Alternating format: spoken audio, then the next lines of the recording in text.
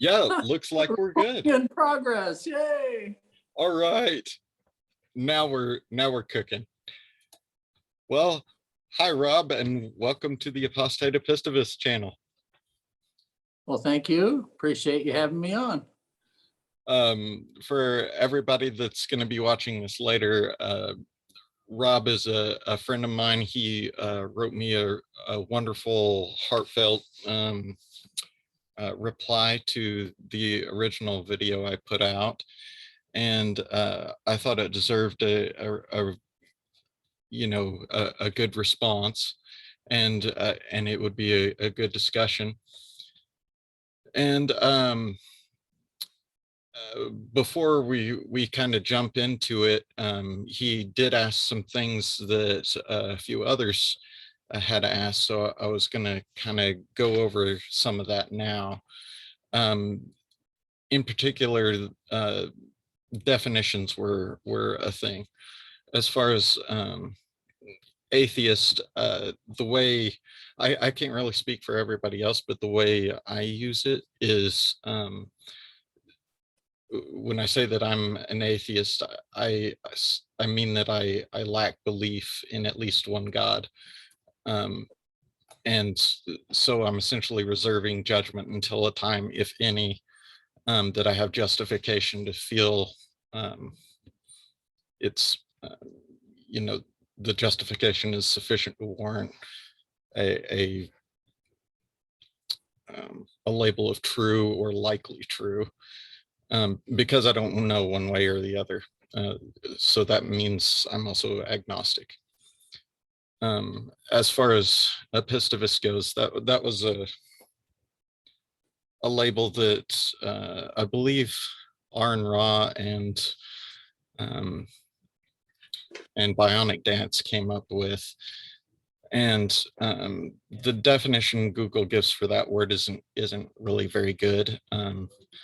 So, it comes from the Greek pistis, which is faith, and negates that. So it's basically one who doesn't use faith as a way to know things. So because in my mind, it seems to lead to, it can lead to both true and false conclusions, because if you can believe like Islam on one hand and Christianity on the other, the both claims are mutually exclusive. So one of them has to be wrong. And if they're both justified by faith, that means at best faith is unreliable, at least in my mind. So that's kind of the only questions I had. And Rob, thank you so much for joining us, and I appreciate your time. You're welcome. Happy to be here. You asked a lot of really good questions. I did write down a few of them that I wanted to kind of go over, but before we dive into that, is there anything on your agenda to talk about? Just wanted to have the conversation with you that you invited me to have, and enjoy seeing people that I know pop up with the YouTube channel. And so I subscribed and saw what you had and asked some questions, from my perspective, and be happy to have you, go through and respond to whichever ones you're interested in doing. Great. Well, thank you very much. I really appreciated the way you engaged with me, and the fact that you engaged with me, and I was, I don't know, a lot of me wants to kind of chit chat a little bit, because I'm curious, like how you're doing now. Whether if I see definitely that you're still in real estate. I get the emails showing the houses that you kind of have on display, but do you have any update other than that? No, I was primarily interested in what you had to say, and then as far as answers to the questions, and the fact that I'm in real estate, I appreciate the plug, but it's not necessary. That's not what I came here for. Yeah, well, yeah. So one of the things you asked me is, or that you understood from my first video, was that I was raised to be a Christian, or at least to attend church by my family.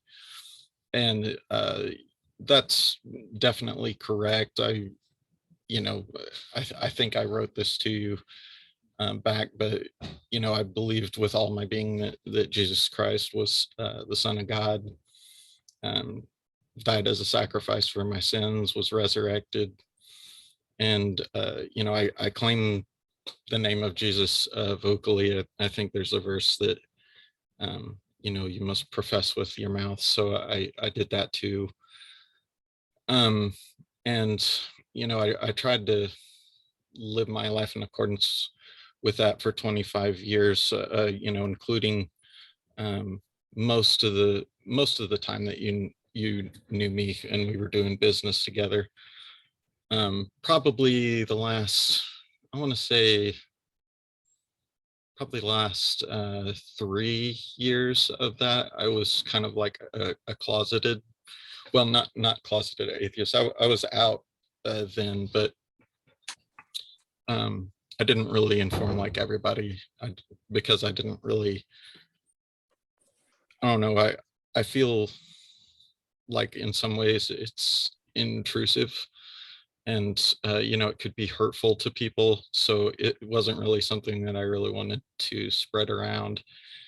But now It would be difficult. I've got a family member that it's difficult to talk to, about religion, and maybe everybody can identify with that there's somebody in their family or a friend or someone that, that topic is just taboo. You can't talk to them about it. And so I understand where, you're coming from, that, having this YouTube channel, though, it gives you the opportunity to where, you can find people that are interested and will ask questions, find out what it is.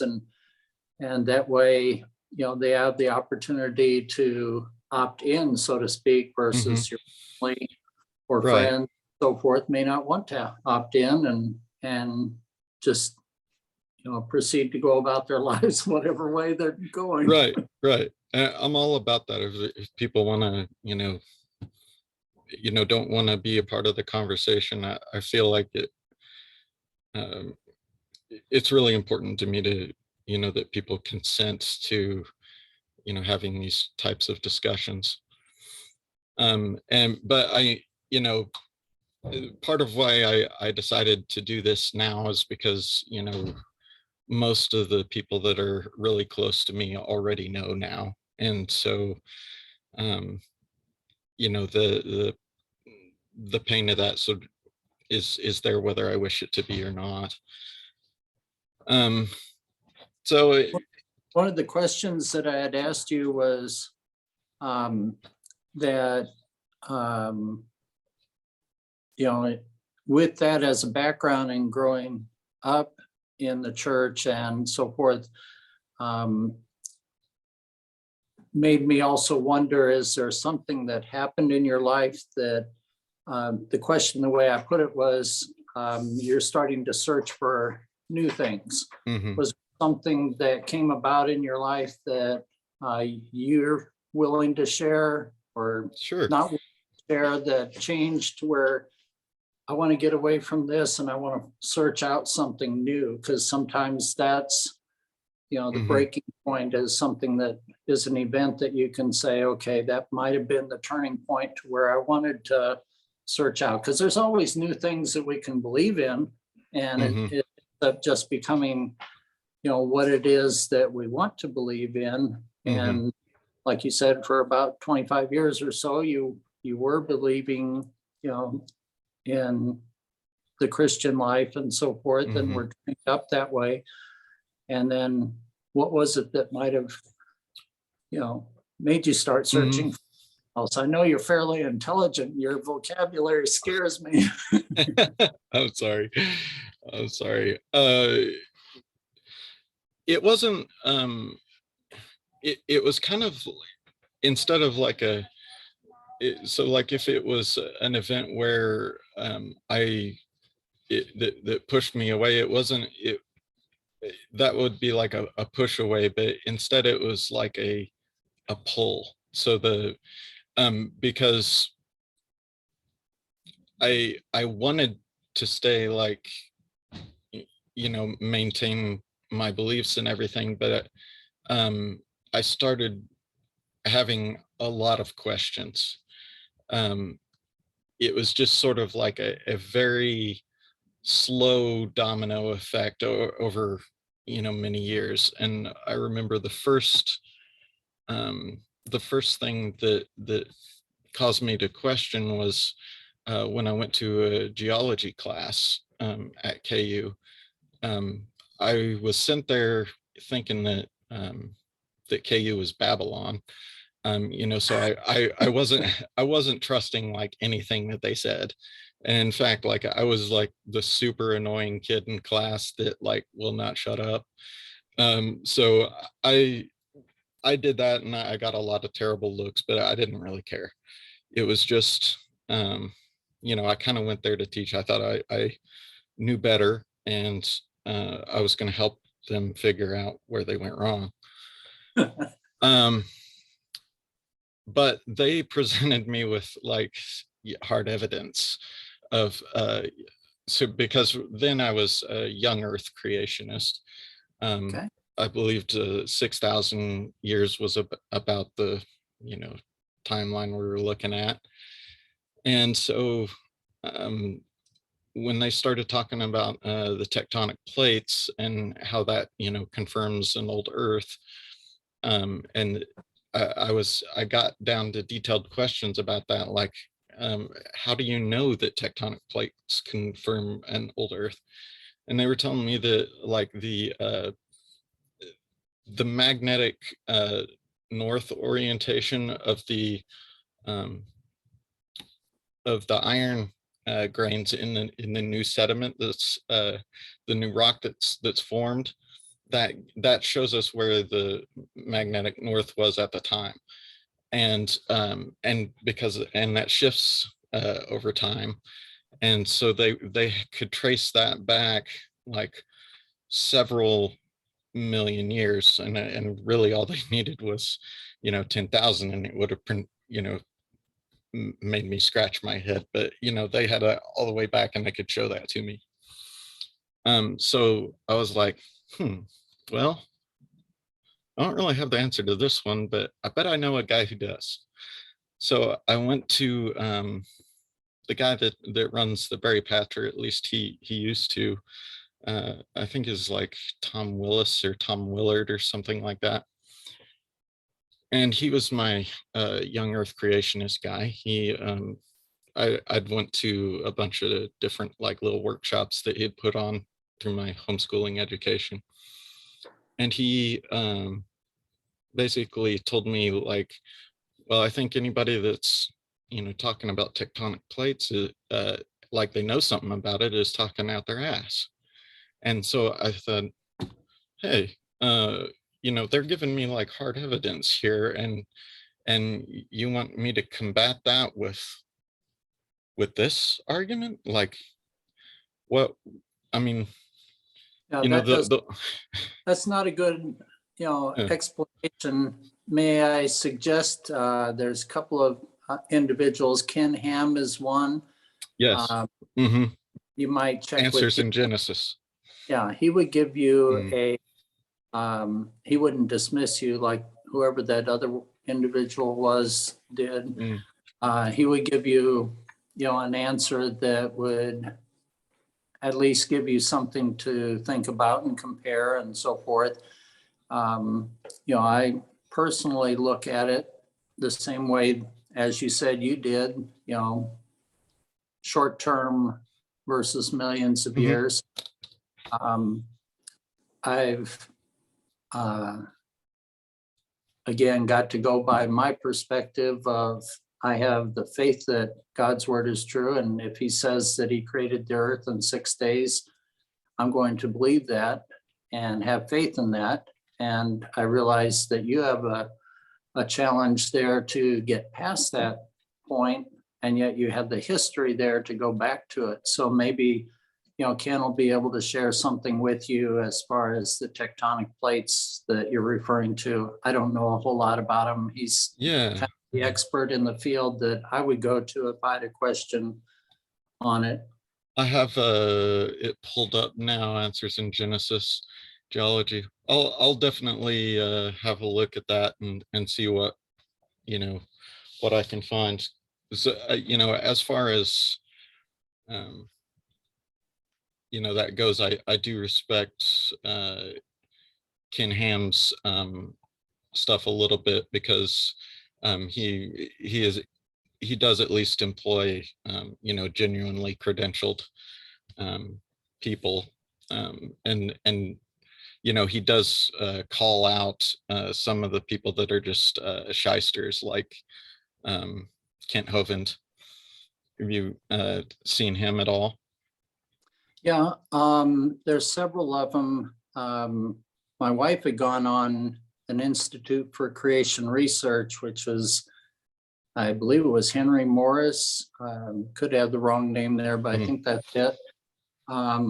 She went to Mount St. Helens and hiked down where the whole side of the mountain, came off and landed in and scraped, the rest of the mountain down lower, scraped all of that down, and it sent all the trees, ripped off the bark, and did all kinds of things, and threw that into Spirit Lake, if I remember correctly. And I don't remember the name, but anyway, it going down into the lake, and it sloshes back and forth and then slowly settles, and you have some of these floating logs up on top that have had the bark stripped. You've got some that are kind of implanted like this, and some that are buried in lots of the silt and debris from the mountainside. And some of the things. Lake Spirit, yes. Lake Spirit, okay. Yeah. And that in a very short period of time, downstream from that on the Tuttle River, there was a kind of like a mini Grand Canyon formed from all the water sloshing back and forth and overflowing and pushing it all downstream. And the layers upon layers upon layers, AKA what I'm guessing would be the tectonic plates that the KU professor was talking about, that was created in a matter of days. So there's petrified wood in there that supposedly the scientists say it takes millions of years, whereas the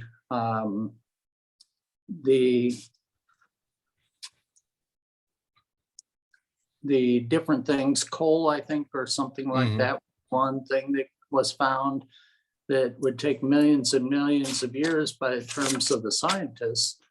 And I may be all off on this, but again, going to Institute for Creation Research and checking with them. And again, my memory is old and not maybe recalling it. My wife is the one who hiked down there. I wasn't interested in doing that. She hiked down with them to the Grand Canyon and saw some of those things. And those two hikes, I think, solidified for her, that this is possible to, number one, be created that way, or number two, for it to happen in a very short period of time.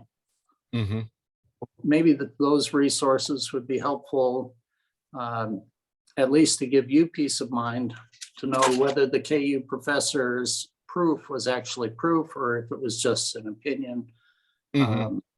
Based upon their theories that they have. Yeah. So now I've got two things to look up: plate tectonics and the upright trees of Mount St. Helens. Because I know one of Ken Ham's things is, were they there? Yeah. I'd have to go along with him on that. Were they there? Is there any actual facts of somebody that was there that can report back and say this happened on this day 10 million years ago and 5 million years ago, even 10,000 years ago? Were there any, recordings of anything, drawn on a wall or anything else to where all these things existed? And so, Well, are you open to me pushing back on that a little bit? oh, I'm just commenting, I'm not trying to get you to change Okay. it. I'd like you to have peace of mind if that's, what made you want to seek out, and Yeah. things that were proof, and maybe just to get a second opinion from the KU professor who provided the proof, and then you're intelligent enough to be able to decide, yeah, I'm going to stick with the KU guy. That makes more sense, or whatever you choose to do. Well, I mean, when it's something as big as eternity, heaven, hell, those sorts of things, like, I don't feel comfortable being like the relying on myself on a question that big. So that's part of why, religion is such a big thing that I want to really explore, is because it has, the most possible consequence, kind of a little bit like Pascal's wager. Although there are problems, I think, with Pascal's wager, but it is a consequential question that deserves looking into thoroughly. You're over my head again. I don't know about Pascal. Oh, okay. So Pascal's wager is this idea. Actually, I have it here. I'll just read it. Okay. So Blaise Pascal was a mathematician in 1670, and he was also a philosopher. And he published a collection of theological works titled Thoughts, in which he put forward an argument that has since that time been known as Pascal's wager. So this is how it goes. If believing in God is correct, a person will gain eternal joy. If believing in God is incorrect, believing will make no difference whatsoever. If believing in God is correct, the unbelief will make no difference whatsoever. If not believing in God is incorrect, a person will receive eternal suffering. Therefore, believing only can be positive, and not believing can only cause harm. Thus, a person's better off believing. So it's essentially like, have you seen those like the decision matrix for when they're questioning or interrogating suspects, and you've got like two people in different rooms, and you tell them, hey, you can get off easier if you confess. The sentences are lighter this way. And it's essentially kind of the same thing, where you're just better off this way, better off believing. But so to speak. Yeah, so that's what Pascal's wager is. And there's definitely a lot of problems with that idea, but that's for a different time. Rationality rules has some good stuff on that. I knew about Pascal, didn't know about the wager part, but I always looked at it that, if someone does not believe in God, yes, there is the consequences that God is never going to force someone into heaven. They have to willingly want to, go to be with him for an eternity. So, if what I'm believing in God for my eternal life and salvation through Jesus Christ, then at that point, I would want everyone that chooses to do so to be in heaven with me, since we're here on earth 70 years, give or take 70 years. And, after that, what's going to happen? In my belief, it's going to be in heaven. And I'd like to see you there. I'd like to see everyone there. And, that's just my love for people in general. Even my enemies, I wouldn't wish to be eternally separated from God. Certainly. It's just not something I would desire. I agree. On And that's the other very commendable, by the way. On the other side, if I was not believing in Jesus Christ and,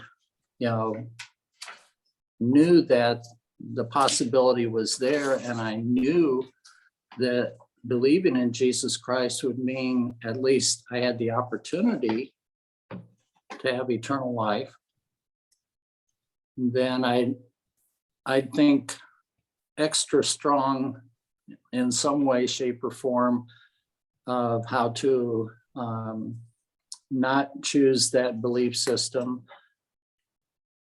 And I'm guessing maybe Pascal has put that in a lot more eloquent terms than what I'm able to do, but I would rather have everyone having an eternity with God versus not having an eternity with God. So, it's and I would definitely want to join. But it's up to the individual, and again, God isn't going to force anybody into heaven. And if they want to seek out other ideas and go with those, that's your right to do. But from my perspective, I'd rather see you there than right not there. Well, part of this is connected to this idea of belief. What we and I kind of hold the opinion that belief is not something that we can choose to do. We either, are convinced something is true or we are not. And one simple test for this is to just say, like, if you think that you can make yourself believe something, just convince yourself that it's true that George Washington was the first king of the United States in 1370. Of course, George Washington wasn't even alive then, and we know this, and we have lots of documents showing that.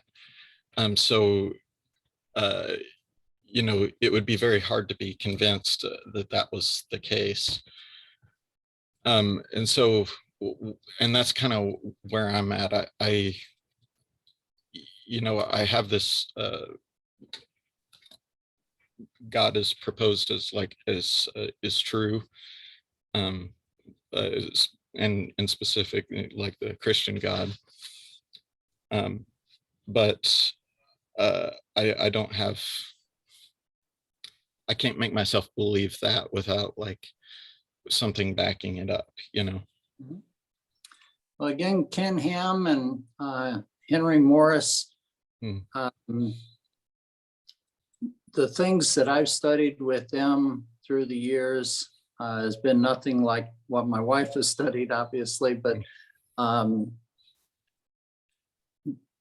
the things that they present are more to where God and his creation are very evident in creation, and that all you have to do is look at the human eye. I don't know if you can tell on the video, but I've got double vision right now because my sixth cranial nerve, my left eye, if you watch here, when I follow my finger, my left eye doesn't follow and it goes cross-eyed. And that sixth cranial nerve, I never knew that I had one before. I didn't know I had 12 of them, no less, one of them in particular. But that sixth cranial nerve blood supply got cut off somehow. And they did an MRI, CAT scan, whatever type medical tests and so forth. And they said, well, we know what it is that's happened, that the blood supply got cut off. We don't know how. There's no evidence of any tumor or anything that is causing that. However, what's going to happen is your body will find a new blood supply, and it's going to connect to that sixth cranial nerve on its own, and you're going to see some gradual progress. And where before, when I was looking straight on, there were two of you. And that was very bad for driving. Oh, I there's bet. two Goodness. cars going towards me, and I don't know which one to dodge. Oh, no. And it just came on, it just started. I'm going, this is strange. And so, if I got a patch, which I got from the doctor, I could see fine this way. I could see fine this way. But if I was trying to have both eyes, I just had to close my eye until I got that patch, because that's the only way I could get through. Well, the solution that, according to the doctors, is we don't know how, but somehow your body's going to find this new blood supply, and you'll see improvement in 2 weeks to 6 months. Well, we're at about a month right now, and I can see straight on, and there's no crossing. It was here towards the end of last week, and now it's over here to where it's coming back on its own. Wonderful. I think that's part of God's design and how things came about. Scientists don't know. They're these are doctors that know what it is, on what they call it. The sixth cranial nerve lost its blood supply. We don't know how it happened. It could have been diabetes, which I don't have. It could be high blood pressure, which I've got a blood pressure cuff over there that I have to check for 30 days to see, and really don't have high blood pressure. I've always had low blood pressure, so they're kind of at a mystery onto how that is. But say they could solve it, and say they could claim that this is what happened on this day that caused that to happen, to where I got double vision. And then they might be able to, have some credibility versus, the blood supply got cut off. God has a provision for that, to where a blood supply is going to come back on. And that's just one thing about the eye. And there's millions of things, literally just about the human eye, that are just mind-boggling. And to know how headaches are related to eye strain, on down the line to, being somewhat debilitating if you're permanently cross-eyed in vision, and how it shuts you down, and how much one part of your body, if it's not functioning right, can, have a horrible effect on you. So it seems like there are some answers that are based on fact. There are some answers that are based on theory. There are some answers that are based on, is it preponderance of evidence? Overwhelming majority of evidence points that it's that. And none of those require faith, as you put it, that you don't want to use faith to know things. You just want the facts laid out and so forth. So maybe Ken Ham and Institute for Creation Research with Henry Morris, they might be able to give you some study material, and maybe in a year we can revisit this and see what came out of that. And well, let's, for the sake of argument, let's say I read the stuff from Ken Ham, and I would, my understanding of science was wildly incorrect. But now I read Ken Ham stuff, and now I do understand much better. Um, would that get me to a god, or would that get me to deism, or would that get me like all the way to the Christian God? Well, it would get you to realize that, both of those answers in Genesis and Institute for Creation Research, and there's probably other groups as well, that they're premising everything on believing in God and looking at things from his perspective versus man's perspective. So when Ken Ham gives an answer, it's going to be, from that perspective. And Ken Ham is a fast talker, and he says it all depends on which bias is the best bias to be biased with. And he says it a whole lot funnier than I do. But if it's about bias, we can be biased towards KU professors and believing in what they have to say. I went to Morningside College and Western Illinois University. So didn't get to go to KU to hear the professors there, but even in seminary, when I was a pastor and went to Louisville Southern Baptist Theological Seminary, there were an awful lot of liberal believers there that I didn't agree with. They were in search of the historical Jesus. And I'm going, I don't need to search for him. I know where he is. They had different beliefs and so forth on doctrine and theology. And so it was difficult to hear some things that countered, and yet I listened to them.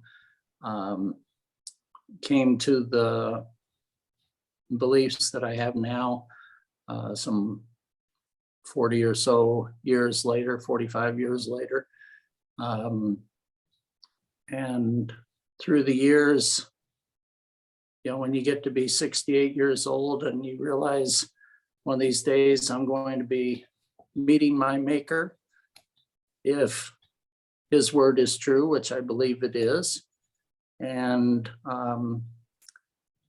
there's going to be people that say, well, Rob died, his bones are deteriorating in the ground someplace, and he's gone, and there is nothing else.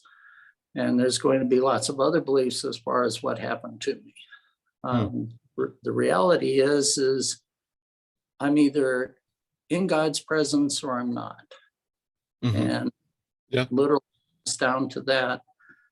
And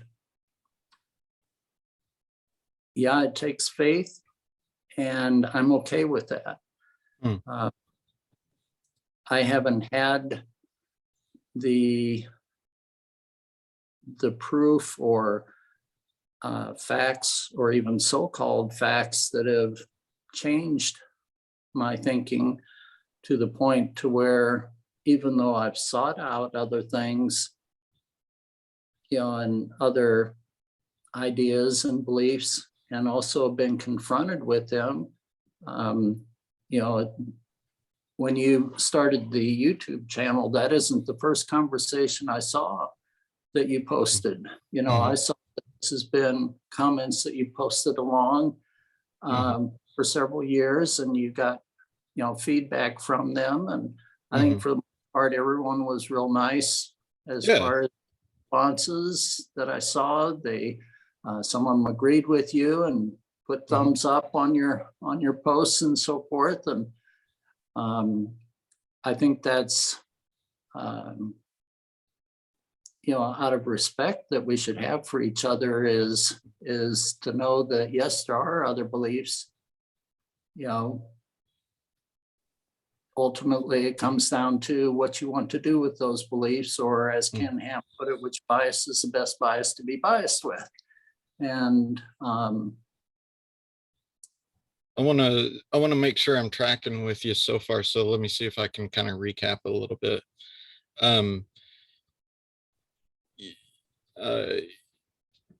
in terms of your beliefs,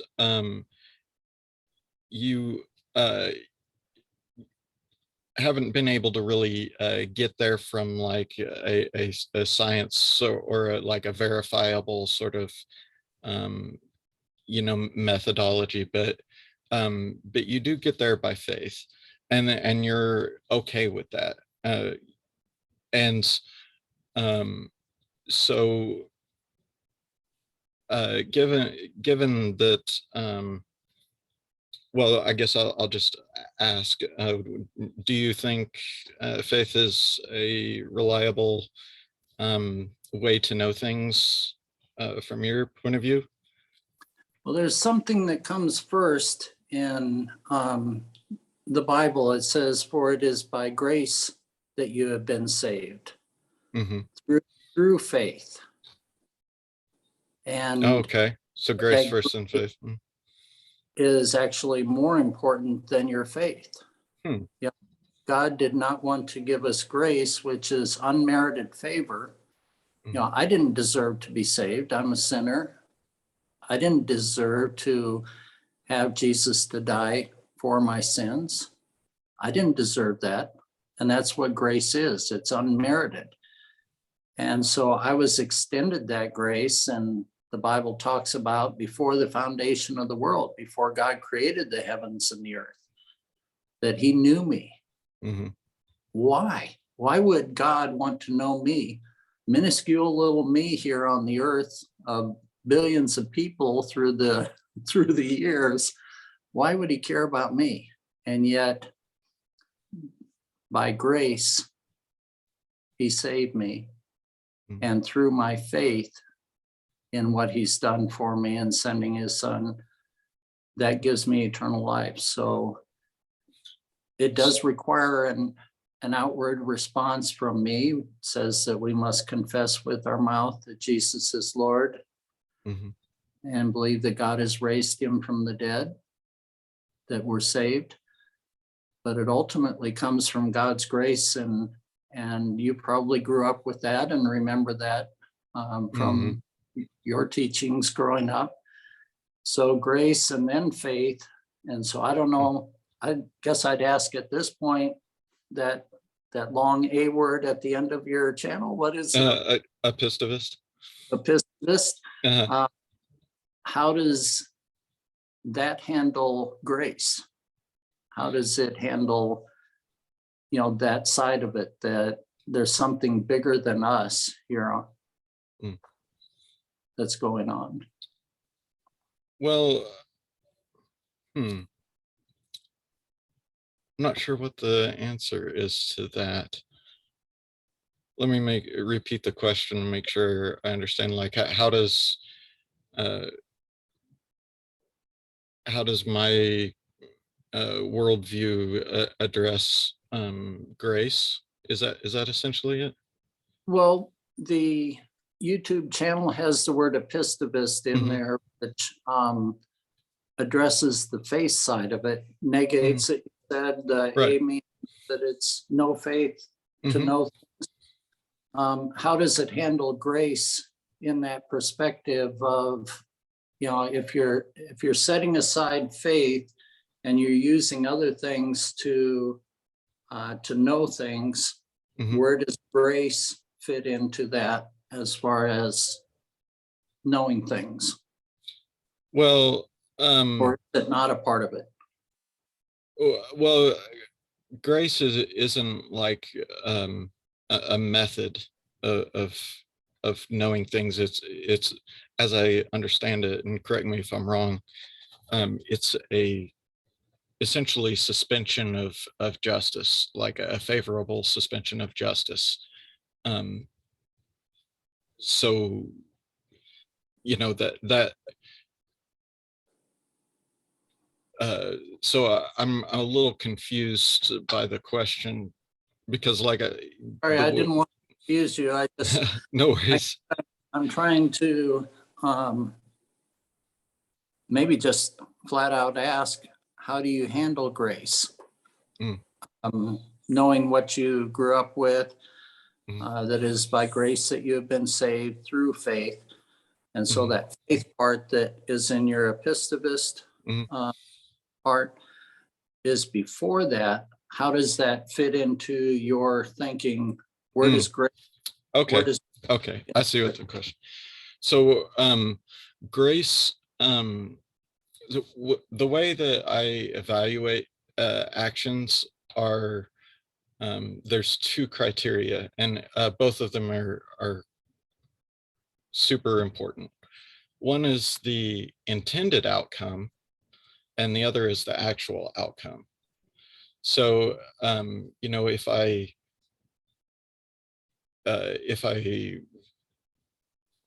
intend to save somebody's life and I give them a medication, but it turns out that, you know, I didn't have sufficient medical knowledge and they actually got hurt. Uh, um, I could evaluate that on the actual outcome was a person died and they or got hurt, and the intended outcome, however, was you know, I wanted to help.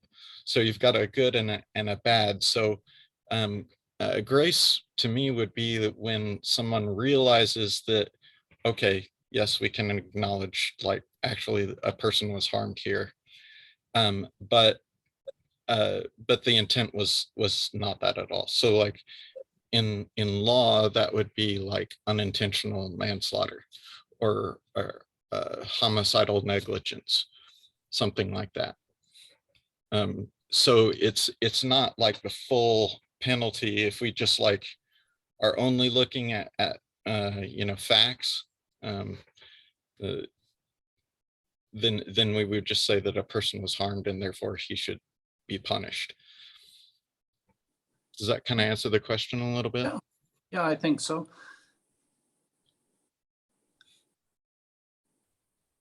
It helps me to understand that A word. Yeah. Let's see. One of the things that um, you said that when you wrote back to me was um, that you understood that I would like others to be loving and respectful in their responses to me and to others. Absolutely. Yeah, that is important to me, but of course I'm not going to silence anybody. And it's not really so much geared for me. I've got pretty tough skin, and this is the internet, so you know, you know, internet's going to internet, and uh, but it's mainly because I know there's you know, these topics are really sensitive and they merit a lot of thought, and you know, you can really hurt somebody by um, you know, by attacking them personally and stuff. And I don't think it's productive. And besides, like whenever um you don't, the way to fight bad um thoughts or bad ideas or bad positions politically, religiously, or whatever is not with um you know, not by hurting them.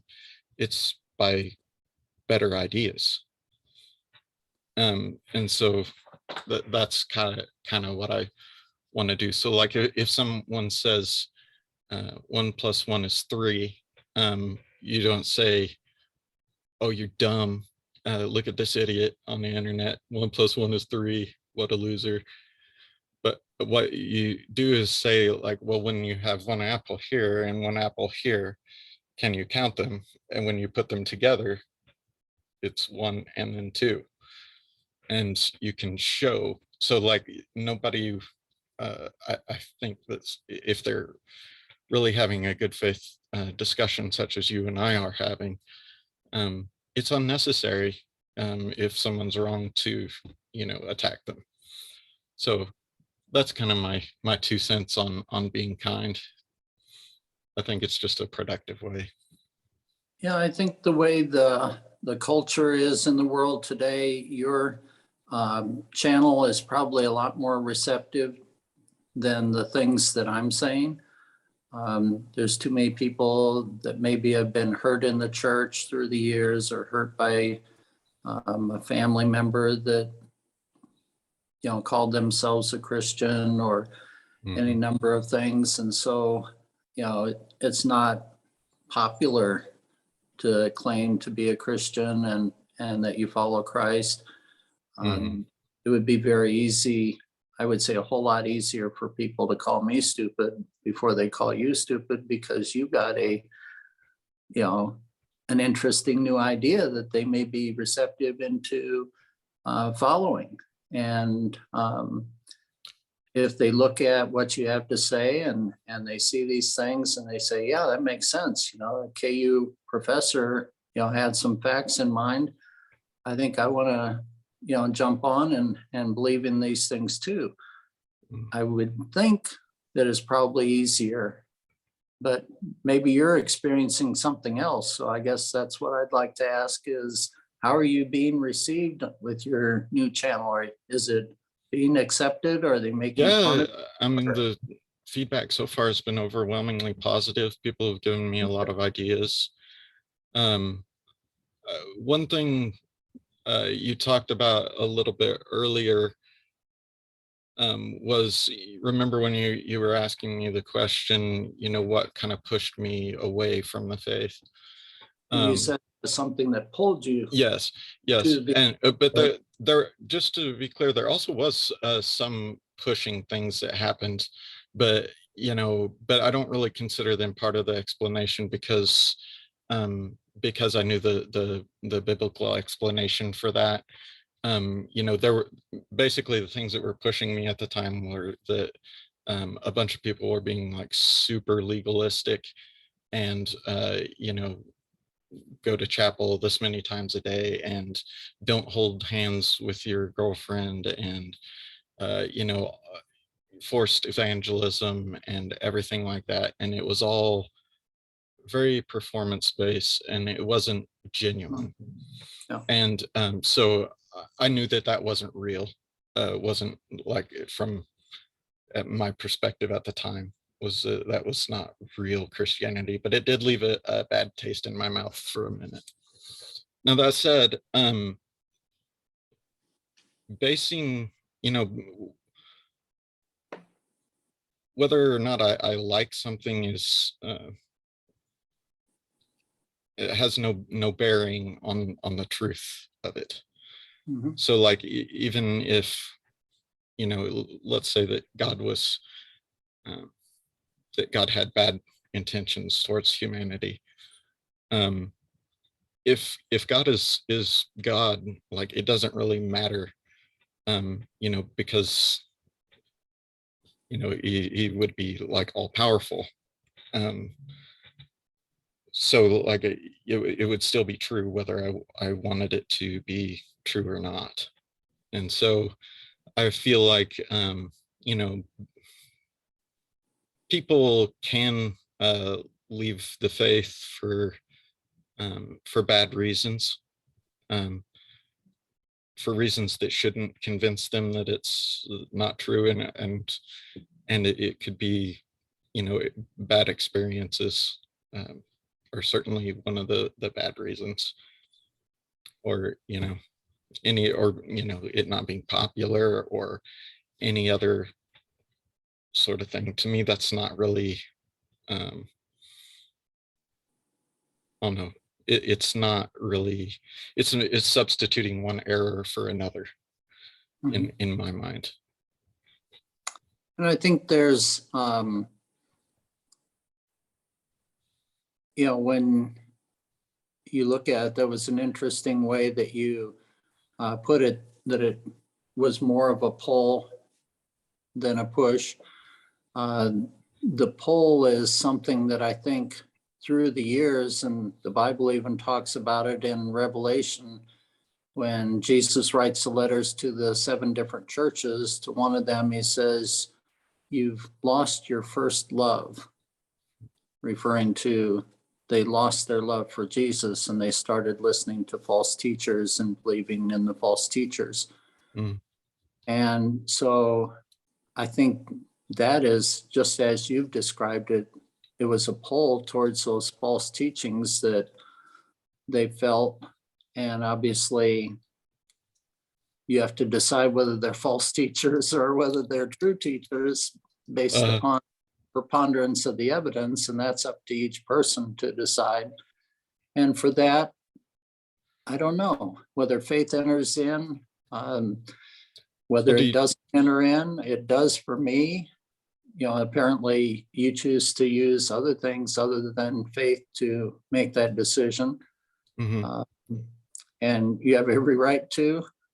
And just like you respect me for having the right to believe in by faith and through grace originally and by faith. So, I just hope you'll keep searching, and this channel gives you that avenue to be able to do that and be able to, seek out other ideas. And,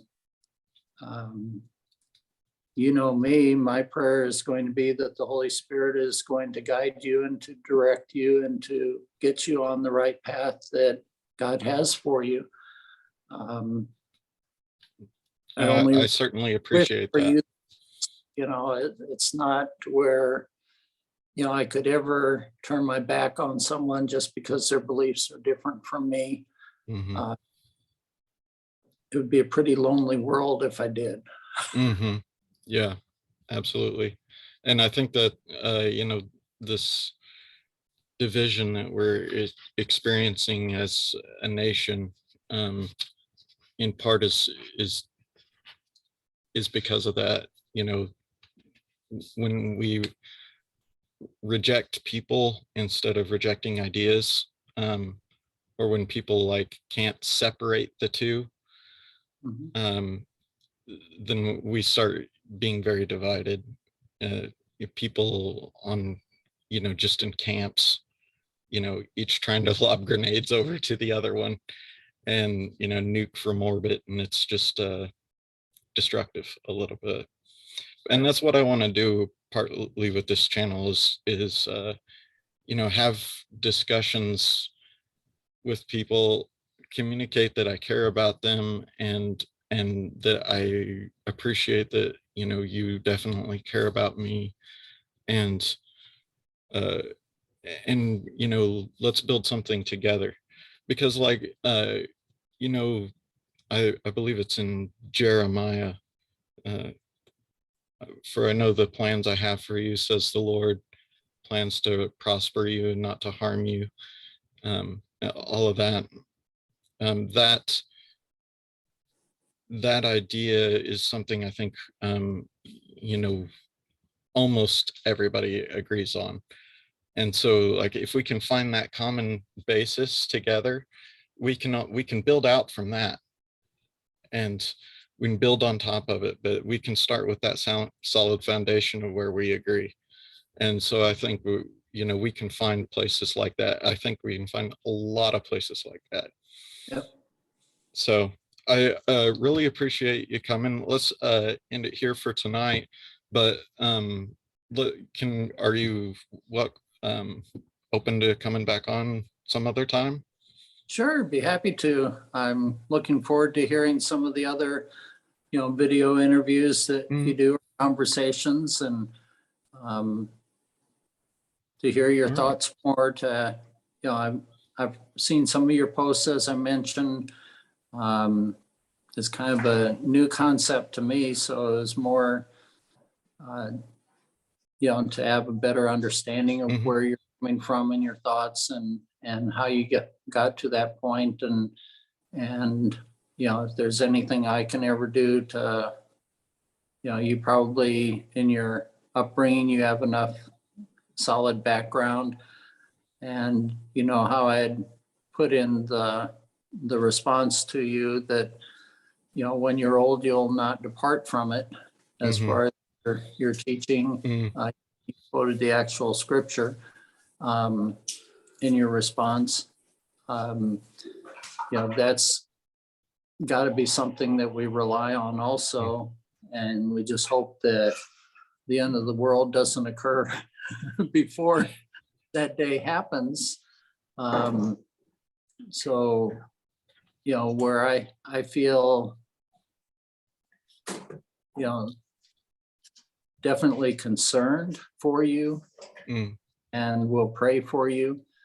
I know that's sometimes got to be a conversation or 2 or 3 or 10 or 10 million on down the road that is going to come about. And I'm hoping that your YouTube channel is successful in drawing you back, you know, through having those conversations with people. And,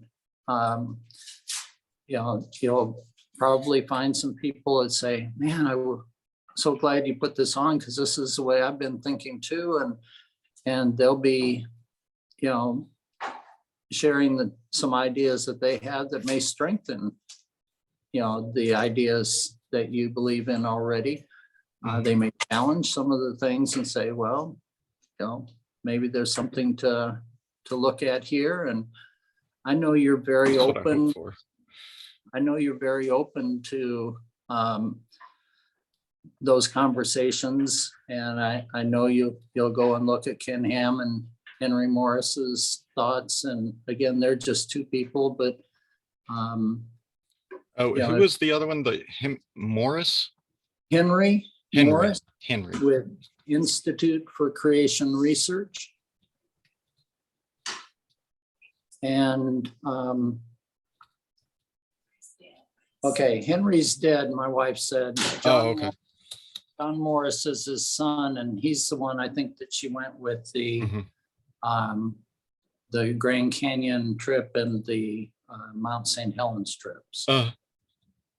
But I didn't go on either one of those, but I'll have a look, and you know, maybe that'll be like the topic for more videos. I certainly appreciate your, you know, your prayers, and you know, cause some people have this thing like where they feel like it's when a theist of some stripe says I'm praying for you, that it's like a condescension of types, and I don't get that feeling at all from people. To me, it's a demonstration of goodwill. I care about you, and I think this is effective, and so I'm going to do this thing to help you. And I genuinely appreciate that. I'm happy to, and yeah, I enjoy getting to see you again after you know, a few years of being away from each other. But we commented before we got on the recording with the problems of trying to find a medium that would work about our hair loss. That, right. All right. Well, I think you're probably shaving yours though, but mine's just snapped. I'll get there one day. I'll be lucky when I do, so that'll be much less effort. All right. Well, thanks a lot, Rob. I'll talk to you later. Good to see you, Justin. Bye. Bye-bye.